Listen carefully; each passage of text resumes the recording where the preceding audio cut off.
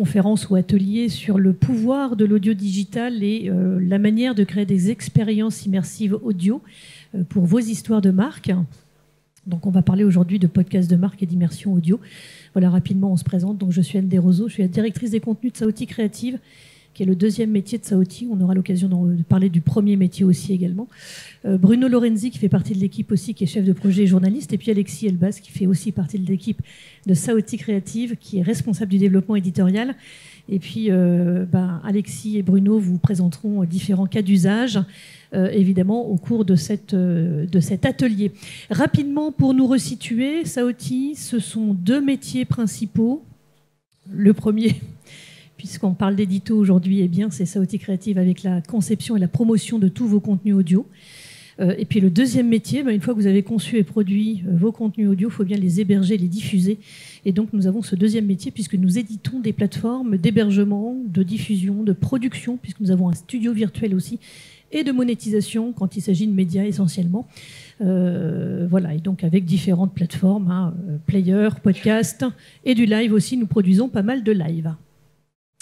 Alors, rapidement aussi, puisqu'on parle de podcast, c'était pas mal de vous rappeler quelques chiffres, puisque l'écoute du podcast ne cesse de croître d'année en année.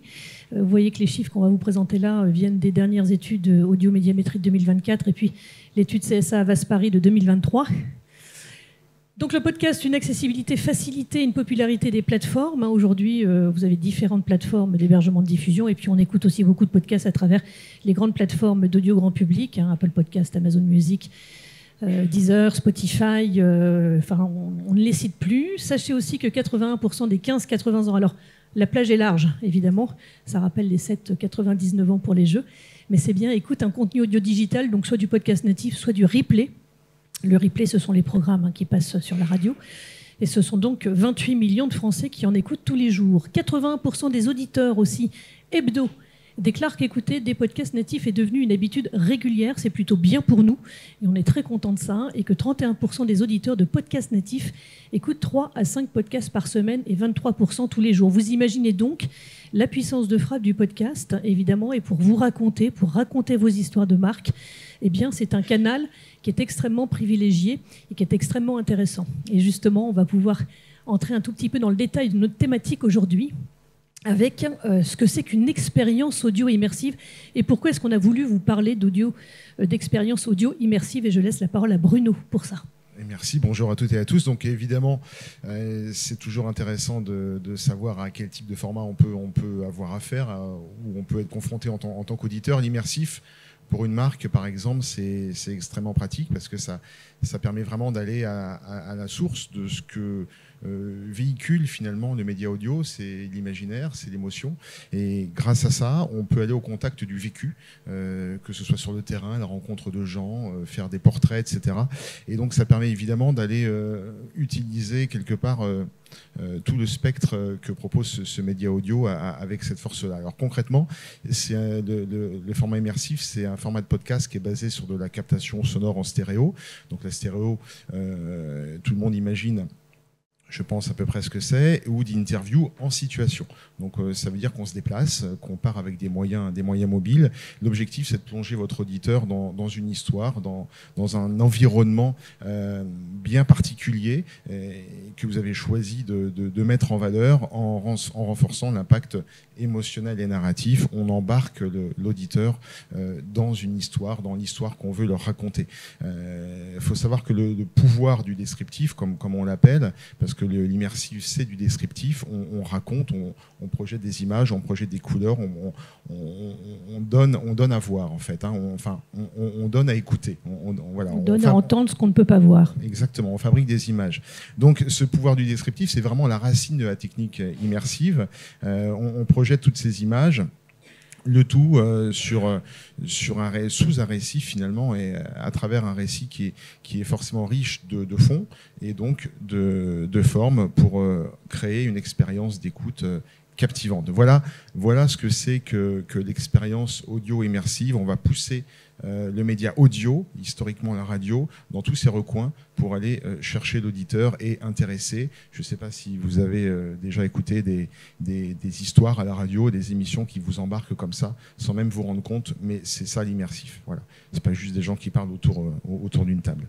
Alors les composantes clés de l'immersion, c'est le son stéréo, on en a parlé, qui vous restitue la perception. On entend un son plutôt à droite ou à gauche, on va le recréer, ce qui vous permet de percevoir vraiment la distance des objets, des sonorités. Bien sûr, une narration écrite à l'avance, séquencée, voire scénarisée. On croit comme ça quand on écoute un message audio qu'on a l'impression que voilà, on vient juste de se lever pour le faire, mais non, pas du tout. Tout est préparé et meilleur le travail est, moins il s'entend justement, et puis on a l'impression que ça a été comme ça. On a appuyé sur un bouton, puis c'était déjà là. Et puis on va aussi ajouter de la musique parfois pour augmenter cette dimension sensorielle, pour jouer avec les tempos, jouer avec les sonorités. Si une musique se fond dans un bruit, dans une ambiance, on va vous emmener encore plus loin grâce à cette musique.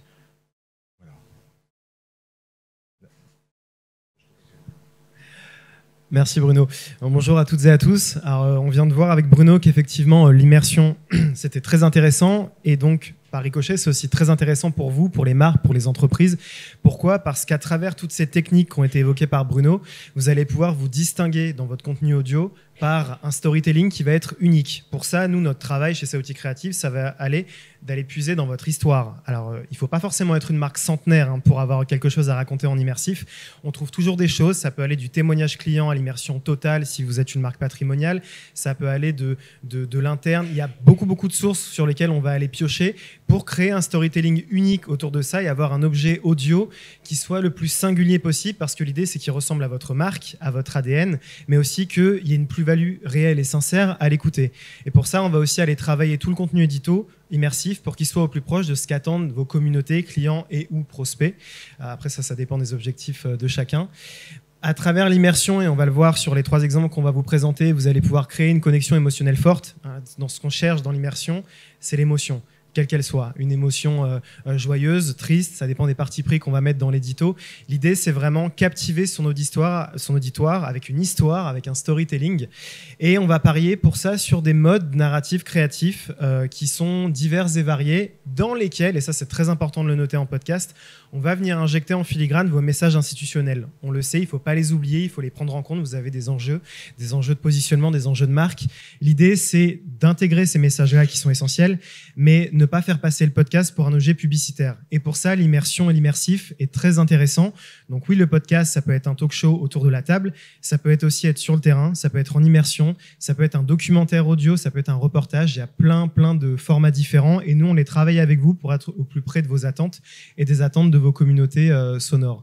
Et justement, ces communautés digitales, ça va vous permettre d'aller les chercher autrement que par une vidéo TikTok, autrement que par un post Instagram qui, par le biais des algorithmes, va avoir une durée de vie qui va être très faible. Je pense qu'on le sait tous ici. Le podcast, il faut vraiment l'envisager comme un outil de communication pérenne, comme un nouveau canal que vous ouvrez, sur lequel vous allez venir en fait héberger différents épisodes. Certains font même plusieurs émissions en fonction des cibles. L'idée étant que l'immersion, si on part là-dessus, c'est un parti pris, reste au cœur, c'est-à-dire que on va faire voyager votre auditeur sans faire oublier la marque. Je repasse du coup le micro à Bruno qui va vous présenter Spécimen. Merci de me rendre ce micro. Donc là, on va vous faire écouter un extrait déjà. Simplement, c'est pas un podcast de marque, c'est simplement. On est aussi podcasteur, tout simplement. On se fait plaisir. On va vous faire écouter déjà un exemple d'immersif, tout simplement. Plus tard, on entendra un autre extrait plus significatif avec les marques, en lien avec les marques. Donc, c'est une série qui s'appelle Spécimen, qui valorise les métiers un peu méconnus, insolites. Ou qu'on ne connaît pas du tout. Donc dans cette série, on s'est attaché notamment au métier de bruiteur de cinéma. Alors il faut savoir qu'un film au cinéma, quand il est, je ne savais pas moi-même à ce point-là, quand il est tourné, quand il est enregistré, les bruits, toutes les ambiances, les bruits de vêtements quand on bouge, etc., tous ces bruits-là ne sont pas enregistrés. Pourquoi ? Parce que techniquement, c'est pas possible. On enregistre les voix des acteurs, mais on n'arrive pas à capter tous les sons. Et il y a certains sons qui n'existent pas du tout, d'ailleurs, au moment du tournage. Donc, pour ça, le métier de bruiteur est là. Et cette série Spécimen donc, s'est intéressée dans l'un des épisodes à l'un des rares bruiteurs du cinéma français. Ils sont que 15 en France, faut le savoir. Souvent de père en fils. Voilà, donc là, vous allez entendre un extrait où on démontre un petit peu comment ces artistes, puisque ce sont des artistes, arrivent à recréer totalement les ambiances sonores du film, comment ils viennent enrichir la narration, comment ils donnent vie au film. Faut savoir qu'un film a toujours une version internationale, donc sans les voix, et la version internationale est basée uniquement sur justement toutes les ambiances, et donc vous imaginez le travail que ça représente de tout reproduire en studio, hormis les voix. Ils ajoutent de la profondeur, ces bruiteurs, et du réalisme à des éléments visuels qui parfois n'existaient pas sur le moment du tournage, afin de rendre les scènes plus captivantes pour nous toutes et nous tous. Extrait. Donc dans l'auditorium, nous avons plusieurs sols, il y a du bois, il y a du carrelage, il y a des pavés, il y a du goudron même, et selon les chaussures que l'on met, eh bien on a un son plus ou moins aigu, si on veut des chaussures d'hommes ou de femmes, voilà, par exemple j'ai des chaussures d'hommes, voilà ce que ça peut faire.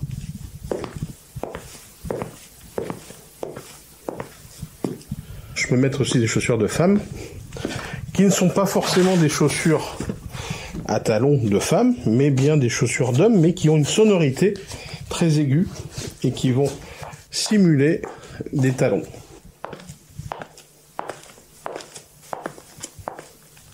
Si je me mets sur le bois, évidemment, tout change.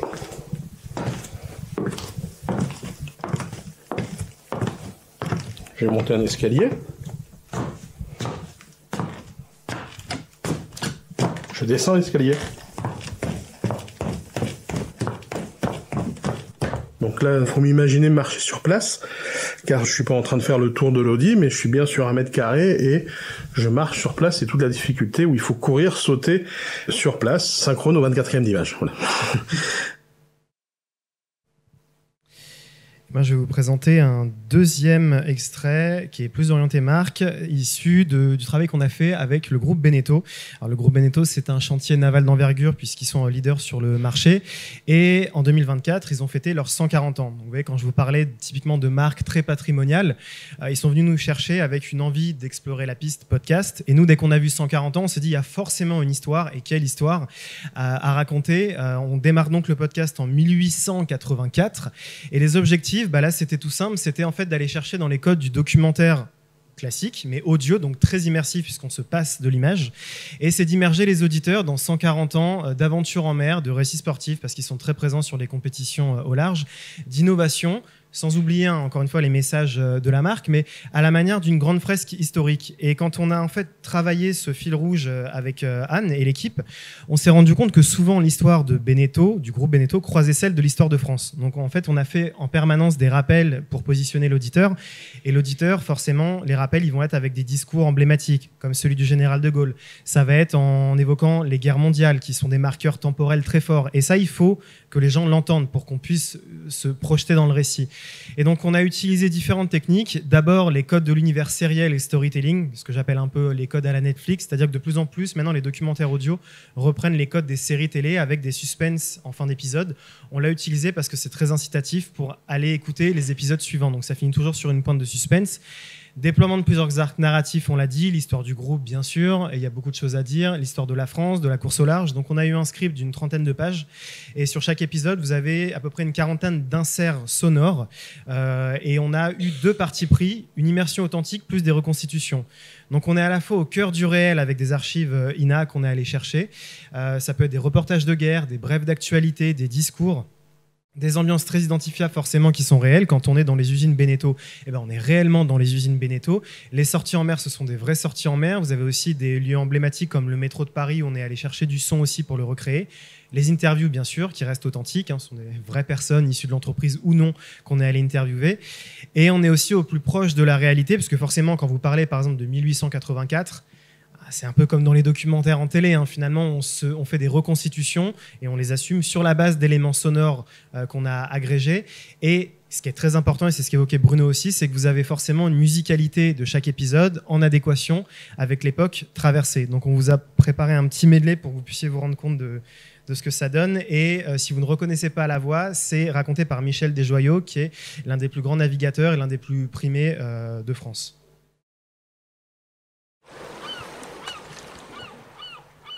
« 1884, Croix-de-Vie, Vendée. Vous ne me croyez pas ? Allez, je vous emmène aux portes des Caraïbes, ultime étape de notre road trip américain, l'indémodable et festive Miami. Une unité de production chez l'oncle Sam, c'est presque du jamais vu pour une entreprise française. En plein cœur de la Caroline, dans les champs de coton, ça a donc été Marion, avec un personnel qui n'avait jamais vu de bateau. Donc vraiment, c'était osé. Faire du bateau, s'y détendre, y faire la fête, voilà comment les vacanciers voient désormais la plaisance. Ce ne sont pas seulement les nations qui font la guerre, ce sont les peuples qui subissent la guerre. 1939, à nouveau la guerre éclate. Certains compagnons du chantier sont mobilisés. La Vendée, elle, est occupée dès le 21 juin 1940. Les Allemands craignent un débarquement allié et positionnent dans la région un contingent de près de 50 000 hommes. Alors, que nous réserve le groupe pour ce siècle à venir ?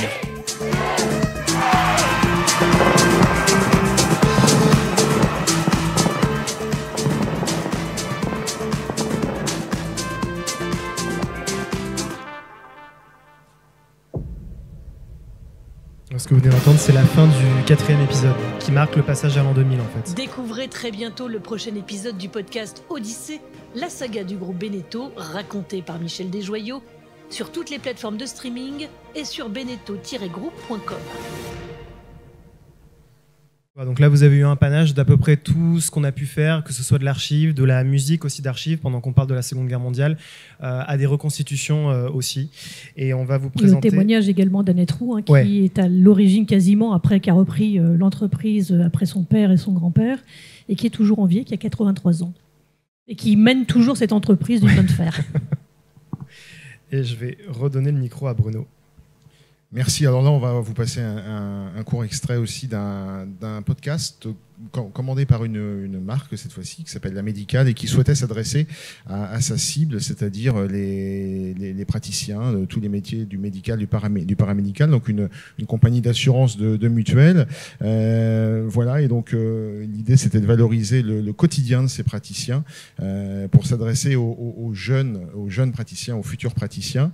Donc l'idée, c'était de partir sur le terrain, pour le coup. Là, on est dans un hôpital à Toulon, un hôpital dans un service de soins palliatifs avec les médecins spécialisé en soins palliatifs.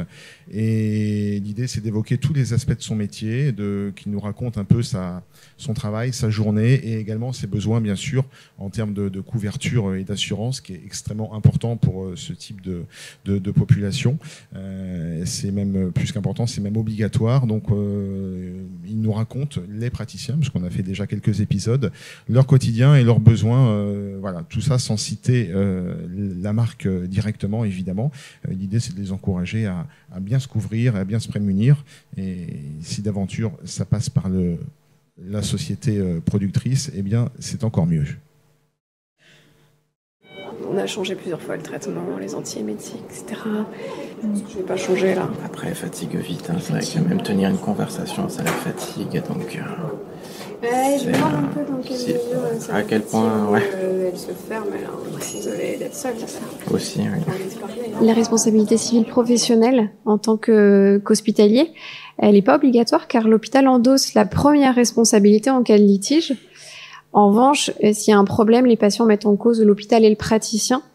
Et s'il y a une mise en cause pour une faute détachable, alors je pourrais compter sur mon assurance. Pour bien accompagner, il faut aussi bien comprendre l'évolution de la maladie, il faut bien comprendre le dossier aussi et la démarche. Je pense que nous, on a un rôle là-dedans aussi. 124. La question qui ne nous quitte pas, c'est celle du juste soin. C'est celle qui nous habite vraiment. Parce que c'est pas parce que la médecine peut faire qu'il faut faire. J'ajoute juste que tout est possible. Là, on est vraiment dans un service, on a été accepté pour se rendre dans un service de soins palliatifs au contact des patients. On entend même un petit peu à un moment donné, très brièvement, quelqu'un de façon anonyme, mais comme quoi on peut vraiment aller au plus près du vécu. C'est vraiment le cas de le dire. Voilà pourquoi est-ce qu'on a choisi de focuser spécifiquement sur l'immersion, sur l'audio, mais parce qu'on croit de manière très profonde qu'il faut jouer sur le podcast, il faut aller chercher la qualité intrinsèque de l'audio, c'est-à-dire effectivement l'imaginaire, l'émotion, l'humain, la voix, l'humain, ça passe par la voix. Aujourd'hui, on filme beaucoup les podcasts. Alors, on pourrait en débattre. Est-ce que c'est du podcast? Est-ce que c'est de la vidéo du coup? Et c'est pas, je veux dire, c'est très bien. Mais c'est très bien quand on est en plateau. La seule chose, c'est qu'on peut pas forcément filmer parce que c'est plus du tout du podcast quand on est en immersion. Et donc, on a choisi effectivement peut-être de vous montrer 3 formats différents, 3 environnements différents pour vous montrer qu'avec de l'immersion, avec du son, on peut aller raconter des histoires, on peut mettre en valeur des marques, quel que soit l'objectif. Alexis le rappelait au début. Donc rapidement, comment est-ce qu'on travaille chez Saoti Creative? On le disait tout à l'heure, nous sommes donc la branche, le studio de production audio de Saoti. On travaille toute la chaîne de valeur, en fait, dès le début du projet, avec vous, c'est-à-dire qu'on vous accompagne sur le processus d'idéation. C'est quoi le bon format? Qu'est-ce que vous avez envie de raconter? Pourquoi vous avez envie de faire du podcast? Quel serait le format le plus intéressant? Est-ce que c'est de l'interview? Est-ce que c'est du talk? Est-ce que c'est filmé? Est-ce que c'est de l'immersion audio, justement? Comment est-ce qu'on va vous accompagner pour vous valoriser au mieux? Autre chose, derrière, c'est la création de concepts originaux, c'est le storytelling, c'est effectivement de vous accompagner dans la production. Nous produisons, nous avons toute une équipe de journalistes et tout un écosystème plus exactement, évidemment de partenaires qui couvrent toute la chaîne de valeur audio. Nous avons donc la production, toute la chaîne de valeur aussi, l'identité sonore, la mise en ligne, l'hébergement. Je vais y venir dans un instant. Et puis ensuite, la médiatisation et l'amplification. Une fois que vous avez produit vos podcasts, il faut évidemment qu'ils soient découverts. Et ça, il y a tout un travail de découvrabilité qu'on assure également. Sur la partie hébergement, on le disait tout à l'heure, c'est l'un des métiers, c'est le deuxième métier de Saoti, ou le premier, peu importe dans quel sens on le prend. C'est l'hébergement, évidemment. Une fois que vos contenus sont produits, on les héberge, on les diffuse sur nos plateformes, que ce soit Octopus, le Podcast Maker ou le Live Maker. Place aux questions maintenant, si vous en avez, on sera très heureux d'y répondre. C'est toujours la première qui est difficile à poser. Est-ce qu'il y en a parmi vous qui ont des projets de podcast ou qui ont pensé « Ah ben voilà une question au fond, j'arrive ».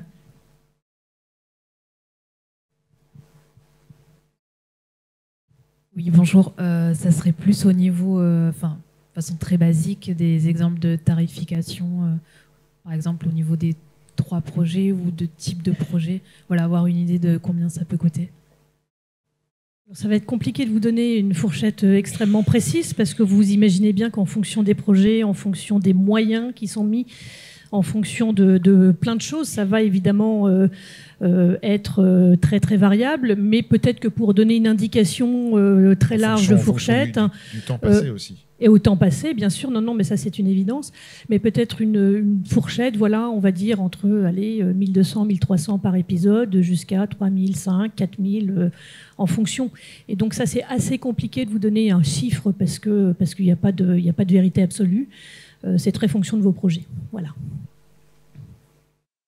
Est-ce qu'il y a d'autres questions? Oui. Moi, j'avais juste une question sur la partie médiatisation. Comment vous vous y prenez derrière? Alors c'est très simple. Nous-mêmes, nous ne sommes pas agence média, mais on travaille avec la plupart des partenaires qui existent et la plupart des acteurs qui existent sur le marché. Donc ce qu'on fait, c'est d'abord, on prend vraiment soin de parler médiatisation dès le début du projet. C'est hyper important, en fait, la notion de découvrabilité. Et peut-être qu'Alexis, tu pourras d'ailleurs compléter, parce qu'on incite beaucoup, il y a à la fois l'organique, ce que vous pouvez faire vous-même sur vos écosystèmes, et ça c'est hyper important, parce que c'est le premier geste, c'est la première action. Après, sur la partie paid, On travaille vraiment avec l'ensemble des partenaires, on leur soumet, c'est-à-dire que nous, on va faire un premier travail en fait de conseil, d'identification de ce qu'il vous faudrait, de ce qui nous semble le mieux pour vous. On interroge nos partenaires, ils nous font des propositions. Derrière, on en sélectionne un. S'il y en a un seul qui est le plus pertinent pour vos besoins, on peut mixer plusieurs solutions, on peut étaler les campagnes. Peut-être que tu peux préciser d'ailleurs, Alexis, comment est-ce qu'on fonctionne avec Beneteau, sans rentrer dans les détails, parce qu'on n'a pas beaucoup de temps, mais voilà, comment est-ce qu'on a étalé. En fait, la campagne de médiatisation, comme le disait Anne, elle va vraiment se penser au tout début pour impliquer l'ensemble des équipes qui vont être concernées, généralement les équipes marketing, les équipes digitales et surtout les équipes social media. Il y a eu un défaut, et je vais être caricatural volontairement, qui était de penser pendant longtemps qu'une fois que les épisodes étaient produits et qu'on lançait la série, il suffisait de faire un post LinkedIn. Vous avez fait 2% si vous faites ça. C'est vraiment un travail au long cours, c'est-à-dire qu'à chaque sortie d'épisode, il va falloir extraire, par exemple, si on parle de l'organique, quelques temps forts, et nous on peut le faire via Octopus, pour faire du contenu snack en social media. Il va potentiellement faire des jeux concours où vous pouvez aller dire à vos communautés, la réponse se trouve dans le dernier épisode, allez l'écouter. Donc c'est plein de leviers et plein de gimmicks comme ça qu'il faut utiliser. Et après, en paid, il y a différents leviers qui existent. Ça peut aller de campagnes de notoriété pure. Vous allez vous faire recommander, par exemple, sur certains podcasts qui ont une très forte audience et qui existent déjà depuis très longtemps sur des plateformes. Voilà, c'est du host-read. Voilà, une campagne de host-read. Donc ça va être un message publicitaire en fait qui va être au tout début dans la voix du podcasteur et qui va dire le nouveau podcast c'est pas ce qu'on a fait, mais de Beneteau est sorti, allez l'écouter. Mais typiquement sur un podcast voile ou bateau qui aurait une très très grosse notoriété, ça aurait pu être intéressant de le faire. Donc ça c'est le volet notoriété.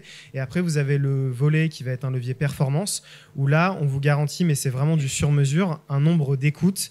Mais je précise bien que ce sont des écoutes qualifiées et l'idée c'est pas d'aller chercher des gens qui vont écouter une seule fois le podcast. Et ça par exemple, ça peut être d'intégrer votre podcast dans le feed sur Apple Podcast ou Deezer d'un podcast préexistant, de radio ou un podcast natif, on peut faire les deux, mais il faut qu'il y ait une vraie dimension affinitaire. C'est-à-dire qu'on pourrait le faire techniquement, mais d'aller vraiment vous positionner sur un très gros podcast sans qu'il y ait une dimension affinitaire, ça n'a que très peu d'intérêt sur le long terme. Oui, vous aurez vos écoutes, en effet.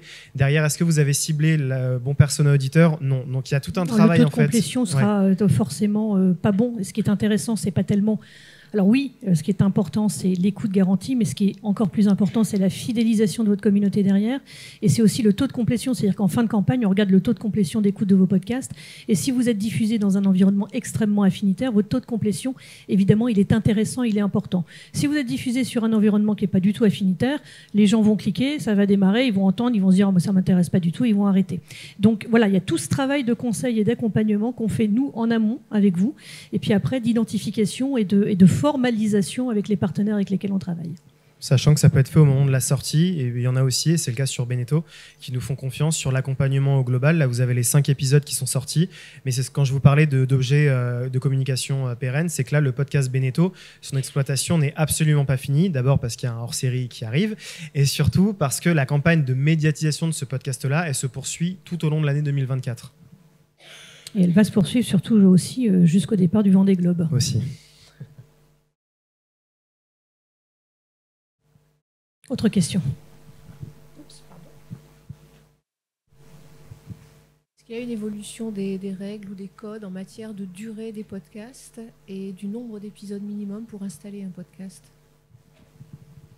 Alors, je vais commencer par la deuxième partie de la question, qui est probablement un avis très personnel, mais je pense qu'on partage globalement au sein de Saoti Créative.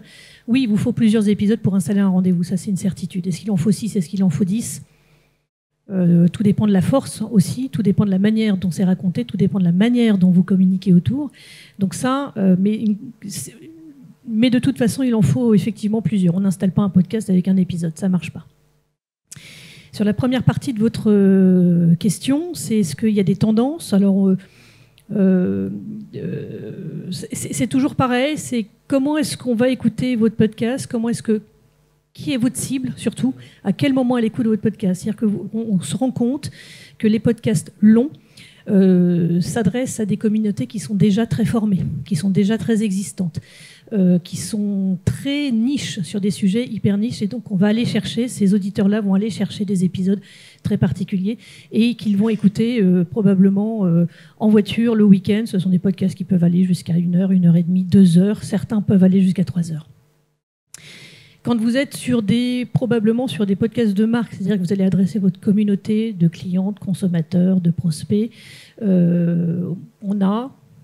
on pense qu'il faut être sur des durées qui ne sont pas trop longues, parce qu'encore une fois, d'abord, il faut le temps de l'écouter. Il faut se donner la chance de ne pas écouter, de ne pas avoir une écoute morcelée. Qu'est-ce que c'est qu'une écoute morcelée? Je suis dans mon trajet en voiture, dans les transports, dans ma cuisine, enfin peu importe. Je suis interrompue. On sait qu'il y a assez peu de chances, ou en tout cas, on diminue les chances d'aller se reconnecter, de reprendre la narration.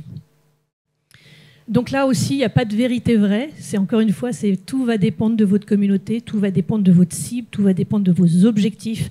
Et là, on détermine avec vous quelle est la longueur.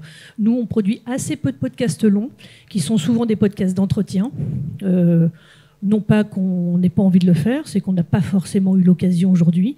Si on devait en avoir l'occasion, en tout cas, je pense que nous recommanderions de ne pas aller au-delà de la demi-heure, de la quarantaine de minutes. D'autres questions ?